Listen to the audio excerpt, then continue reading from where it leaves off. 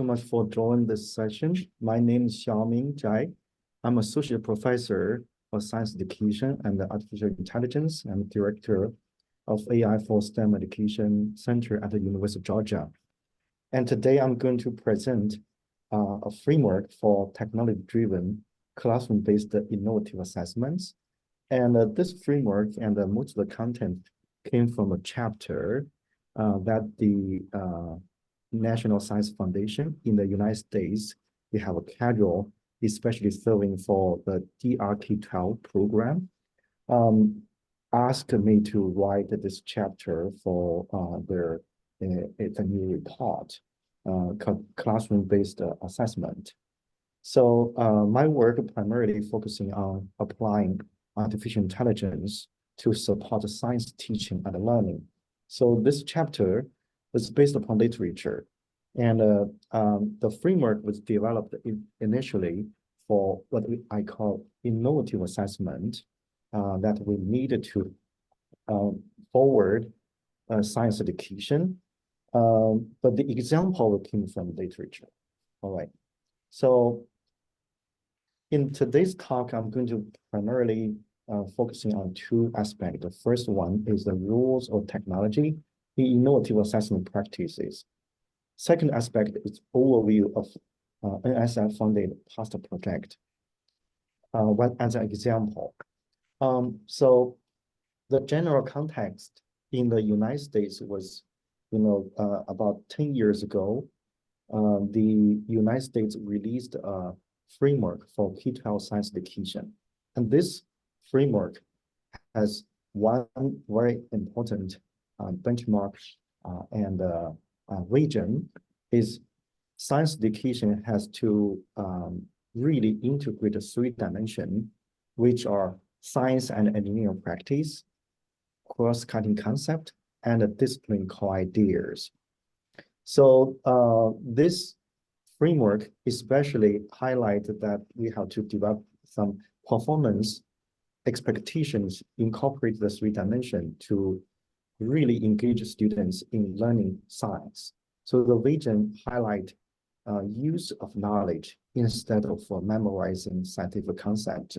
So basically it's a shift from the literature, if you are familiar, the concept of change towards use of knowledge in science. And since this framework was released in the next year, 2013, there's a new curriculum standards released called Next Generation Science Standards.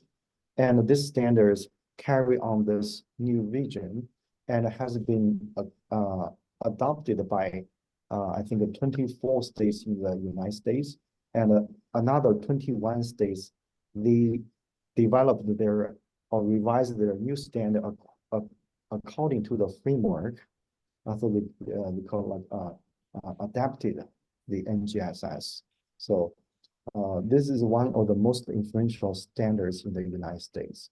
And because this new region, there's a lot of challenging in assessments because traditionally, where the popular multiple choice questions is very challenging to really elicit the students three-dimensional, because three-dimensional learning, right, or three-dimensional performance. In the assessment domain, folks are probably very familiar with the assessment triangle, which was proposed in 2001 by El-Khoury and some folks. They especially propose that assessment is not an instrument, right? It's not only an instrument, it's not a thing. It's really a practice. It's an inferential reasoning practice from observation, interpretation towards combination, right? So how we based upon students' observation to interpret and infer their combination. And while as AI and other advanced technology play an increasingly important role in assessment, technology has actually helped to bridge the different aspect of this triangle. So based upon that, I created this framework, including 3 aspects. The first one is construct, and the second is evidentiary inference, and the last one is automaticity, right? So the construct is what we are targeting, right? In science education, now we are talking about 3-dimensional learning, and the 3-dimensional learning is not only knowledge memorization, but how to use disciplinary idea and the cross concept in solving science and engineering problem or design solutions, right? And the inference, evidentiary inference process is like what kind of evidence we can solicit in the classroom so that we can based upon that to infer students' 3-dimensional learning, which is very challenging, right? So given multiple choice question is not, quite capable to do this job, then performance-based assessment need to be created. So in my colleagues has already developed hundreds of we call next generation science assessment, which focusing on like scientific modeling practice or argumentation practice, investigation, constructive explanation, computer thinking, right? Those kind of science and engineering practices. And those are all performance-based, either need students to write the response or draw a model to express their ideas. This is very challenging for teacher to use the assessment, especially it's going to take a lot of time to grade the student responses. Well, AI make this possible that we can automatically grade the student responses to provide evidence for teacher to infer student construct, right? So we call the 3rd dimension is automaticity, which is going to ease humans' efforts in collecting evidence. So I'm going to in this chapter, I introduced the 6 rules of technology in assessment practices. We call it a Seattle model. So the first rule is simulating real-world problem to elicit students' thinking and knowledge in use. Second rule is eliciting, capturing, and representing complex performance. And the third rule is analyzing process data to shed light on cognitive processes. And the fourth rule is transforming student scores into comprehensible and actionable information. The 5th rule is learning insights for actionable interpretation through dashboard design. The last one is using human efforts to reducing cost. So I'm going to give example here. So what I mean by simulating real-world problem to elicit students' thinking and knowledge in use. On the left side, one publication, or one project, we use a maker activity to leverage Arduino to really engage kids to solve real-world problems. So we ask kids to design solutions for SOS signals so that they can incorporate like both computing and physics knowledge, right? And engineering all the knowledge into solving real-world problem. And this really need some technology to involve so that students can do the job. The second example from colleagues from Hong Kong University, they developed like a virtuous environment to engage kids to use like a peer assessment to learn some science concept,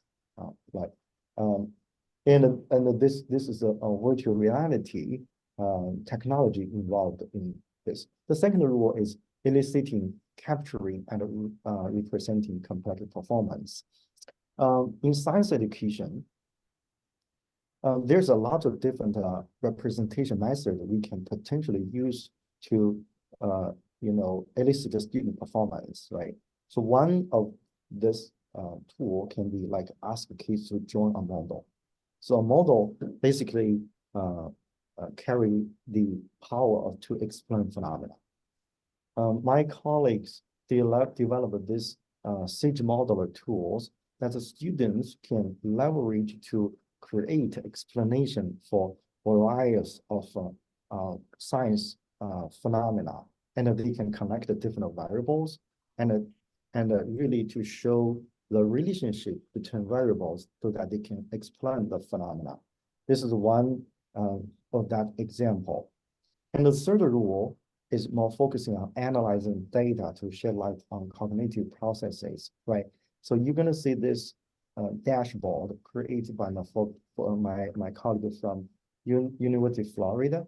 And they use learning analytics to really to showcase the students, their cognitive, their mental process, right? And also their levels of knowledge states. And the fourth rule is transforming student scores into comprehensible and actionable information, right? We call assessment as a practice because eventually we want us, by using assessment, teachers would be able to utilize the information and or evidence collected in classroom to support their informed decision making in classroom. So what kind of information are really useful? Here's one example, right, from the my colleagues, Marshall Lane's group from UC Berkeley. They developed the WISE platform, which leveraging natural language processing and combine the natural language processing with scientific inquiry so that they can provide the students or teachers with some guidelines. So basically transform, they can automatically grade the student response and then provide some actionable information to students, either to revise their response or their solution, or like to, for teachers to provide personalized feedback to their students' performance. And the fifth rule is learning insights for actionable interpretation through dashboard design. So dashboard design is also a key aspect recently in every kinds of AI involved or other type of technology involved, like applications, right? So we think dashboard design is really important because we cannot assume every teacher can really leverage raw score, right? If you only provide raw score, I guess most of the teachers probably not able to really interpret that and make decision based upon that. So it's essential for researchers to develop like a dashboard that are more like you can mine in the data, right? You can mine your student score and present in visualization or whatever kinds of tools, right, to really help the teacher. So this example from my colleague from Janice Goldberg, they developed the inquiry filter system, which can provide teacher and the students, right, when they when students engage in virtual inquiry, we can receive like a actionable interpretation through the dashboard. The sixth rule is using human efforts and reducing cost, the potential cost. Teachers usually will not be very interested in tools or if or assessment, right? If they are not able to grade the student response in a timely fashion. The reason because the value of scores or assessment for teachers are whether they can use the score to adjust their teaching or prepare for new lessons, right? But if it's going to take a lot of time, teachers will less benefit from that kind of a practice. So what AI can really help is to help to automatically score students' written response or joint model. Like on the left side from my colleagues, Eric Vive, their group, they developed this tool to automatically grade the students the models they developed in the virtual environment. And the middle one for my group, we use computer vision neural network we can automatically grade the students' joint models. So the last one on this image. So on the bottom, that's one student joint model we can grade. And on the right side is from another paper that my group worked on. It is a chapter is in production. So basically, it's a paper pencil joint model in physics. So we are able to leverage neural network to automatically grade the student responses. We can also do some other work to grade the students like their written responses really well. But another example is from my colleague. They developed this kind of innovative, right, multiple choice questions, which is actually not only to select but also ask the kids to perform on the task, so that they can learn computing skills. I probably have 5 minutes left, right? Do you want me to stop here for questions or continue to introduce this project? I can stop here. Let's just go to the chat and see if we have any questions at this Sure. point, and if not, we'll carry on. Okay. I can't see the chat when I don't think when you're screen sharing. Let me see. I don't see Okay. any questions. Oh, yes, I can. Yes, I can. Sorry. Yeah, welcome questions. If you wanted to, type your question, you want to chime in and ask question, either is okay for me.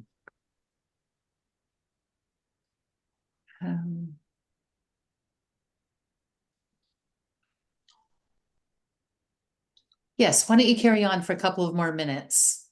Okay, good. So I'm going to introduce this project supported by National Science Foundation. In this project, we developed AI-based automatic assessment, and we are trying to focus on supporting teacher to leverage this automatic scores to make instructor decisions. So basically, we have 3 goals. The first one is develop automatic generated student report for 3-dimensional science assessment to assist middle school teachers in noticing, attending to, and interpreting information in ongoing classroom teaching. The second goal is develop effective instructional strategies to support teachers' pedagogical content knowledge and to improve teachers' use of OKRs to make effective decisions for instructional moves. So basically, we thought information cannot automatically transform to action, and we have to support the teacher in terms like instructional strategies so that they can better do that. And the third is to examine the overall effectiveness of the OKR and the instructional strategy to support teacher decision making. So this project is carried out by my institute, University of Georgia, Michigan State University, University of Illinois Chicago, and the West End. So we collaboratively working on this project. So the basic framework for the project is we assume that effective instructor decision making will need to align 3-dimensional learning goals with the 3-dimensional learning outcomes, right? This is obvious. Your decision has to align your goal and your outcome. But how can teacher really align the 3 entities here? So we saw there are 2 aspects are essential. The first aspect is teacher need to know their students, right? You have to understand your students. Then we need a 3-dimensional assessment. While 3-dimensional assessment can provide feedback, the information can provide various of support to teachers, because you can provide teacher with raw score. You can provide a teacher with students performing in a small group or in the whole class, right? You can provide statistics or average scores or visualization tables, whatever. So there's a lot of options for us to consider. So it's really based upon what teachers need in the classroom settings, right? We don't want to provide redundant information to teacher. So one of the goal is we have to design really good O2Rs for teacher. The second essential component is if we are able to provide O2R to teacher, good O2R to teacher, so what pedagogical knowledge or belief teachers need in order to really transform the information into their decision making? So we saw teacher needed knowledge about student learning. They have to have beliefs. They have to have essential pedagogical content knowledge. So this is a framework guided this project. So far, we already developed like an O2R. We use like a human-centered design model to design this kind of system and O2Rs. And we also developed a mobile application to support both teacher and students, researchers to leverage AI-based automatic scores for written response and drawing models. And we also developed 4 types of instructional strategies for improving teachers' PCK.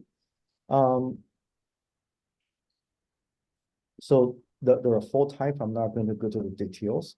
So some implications for our work.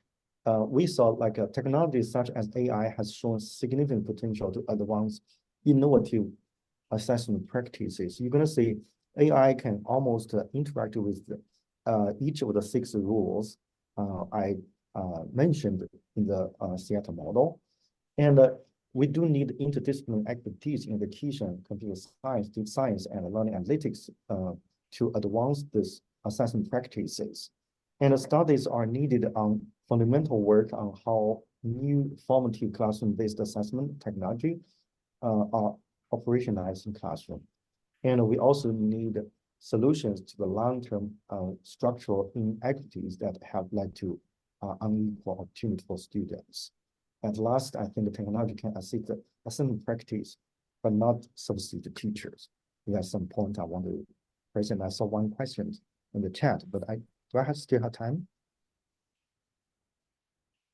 I think we'll go to the question. Thank you. Okay. Just before we do that, that second last slide, can you go back to it for 1 second? Can you go backwards 1 second? Sure. Oh, yes, yeah. the chart. This one? I think it's just an interesting summary of how we can do alternative assessment in lots of ways, you know, just looking at that chart. Oh, you mean this one? Note the one you had us keep going forward near the end. That's this one. Yes. Oh, yes. This one? Right. Mm-hmm. All right.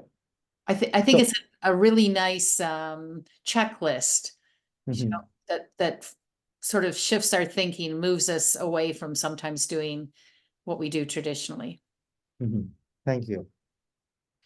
And we'll go to the chat. All right, the question is about, could you explain O2R? Okay, O2R we call like automatically generated assessment report. So basically is you can understand it as something like a dashboard. So basically it's like it concerns about what we are going to present to teachers and how are we going to present to teachers from the assessment, right? The assessment information generated from the AI algorithm are kinds of, usually are raw score. But when we present to teachers, it might not be quite helpful to just to present raw score, right? We wanted to present some more useful synthesized information or interpretable information to teachers so that they can use this immediately in classroom settings. Oh, yes, you're right. Dashboard, it belongs to learning analytics, right? So the O2Rs will definitely be part of the learning analytics. You're right. Thank you.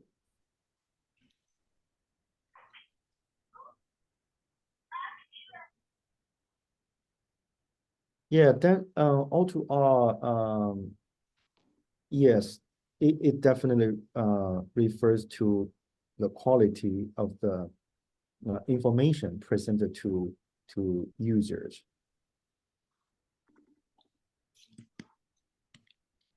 I'm sorry to end us.